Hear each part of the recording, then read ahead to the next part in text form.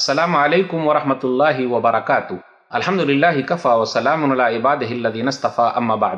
محترم ناظرین کرام، آج میری نشست کا موضوع ہے سینیٹائزر کا استعمال کرنا کیسا ہے۔ سینیٹائزر میں الکحل ہے تو استعمال کرنا کیسا ہے۔ حکومت کی طرف سے گائیڈ لائن ملی ہوئی ہے کہ مسجد میں جانے سے پہلے سینیٹائزر کا استعمال کرنا ہے، پھر اسی طریقے سے ماسک بھی پہننا ہے۔ تو یہ ماسک بھی پہننا مجبوری کے تحت ہے، سینیٹائزر کا استعمال کرنا، ہاتھ کی صفائی کرنا یہ بھی مجبوری کے تحت ہے۔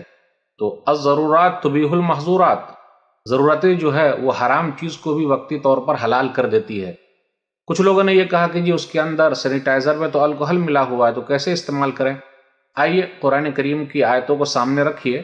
وَقَدْ فَصَّلَ لَكُم مَّا حَرَّمَ عَلَيْكُمْ إِلَّا مَا اضْطُرِرْتُمْ إِلَيْهِ، سورہ نام سورہ نمبر 6 آیت نمبر 119۔ اللہ تعالیٰ نے تمہارے لیے چیزیں جو حرام ہیں تفصیل کے ساتھ بیان کر دیا ہے، لیکن مجبوری کے تحت حرام چیزیں بھی حلال ہو جاتی ہے۔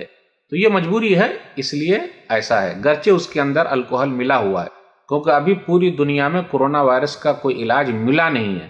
تو گرچہ الکحل ہے تو مجبوری کے تحت ہے، دل تو نہیں چاہ رہا ہے لیکن جان کو بچانے کے لیے ایسا کر رہے ہیں تو انشاءاللہ کوئی حرج کی بات نہیں ہے۔ ایک اور آیت سورہ بقرہ سورہ نمبر 2 آیت نمبر 173 173، فَمَنِ اسْتُرَّ غَيْرَ بَاغٍ وَلَا عَادٍ فَلَا إِثْمَ عَلَيْهِ۔